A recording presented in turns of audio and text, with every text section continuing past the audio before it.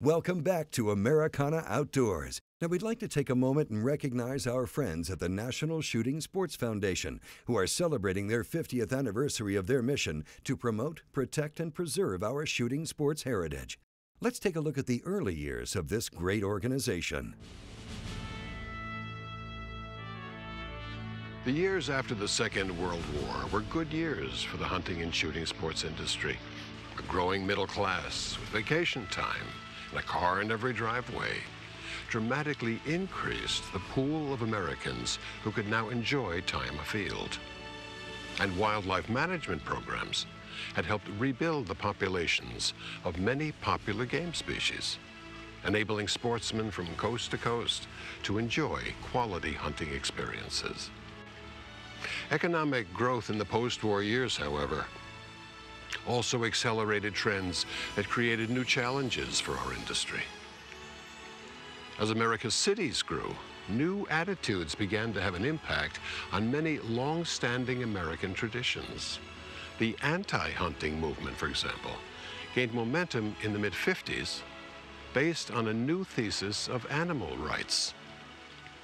Attitudes towards firearms were also increasingly viewed through an urban lens that associated guns more with violent crime than with time-honored outdoor traditions. In response to these new trends, Field and Stream magazine hosted the first national conference on the shooting sports in 1960. From this industry gathering, a recommendation was made the following year to start a new industry organization, the National Shooting Sports Foundation. So join me as we stroll through the first 50 years of NSSF's history.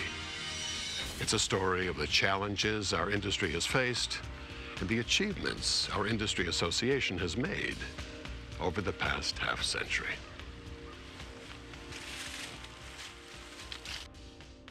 Chartered in 1961 with 30 founding members, NSSF's original mission statement was to create a better public understanding of and a more active participation in the shooting sports.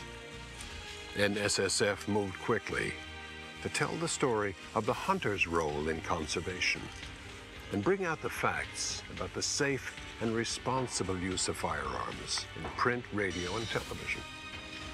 Spokesmen such as Robert Stagg, Bing Crosby, Roy Rogers, and Slim Pickens helped the foundation to reach out to the non-hunting public.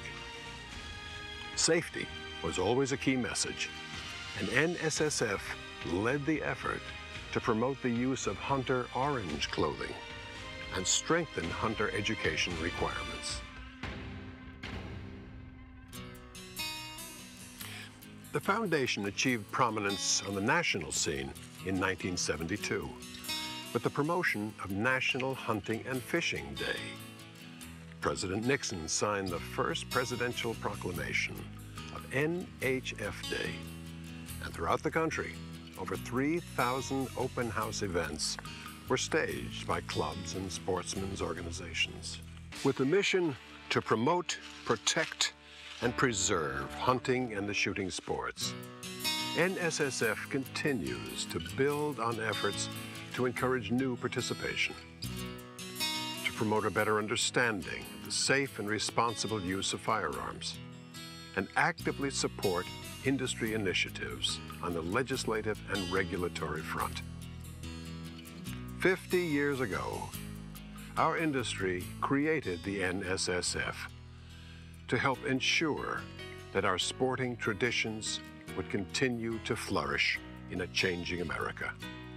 That investment has not only helped support a healthy business climate for our members and helped millions of our customers to continue to enjoy their firearm freedoms and great times afield and at the range with families and friends. It has also helped to build an organization ready and able to meet the challenges along the trail for the next 50 years. To learn more about the National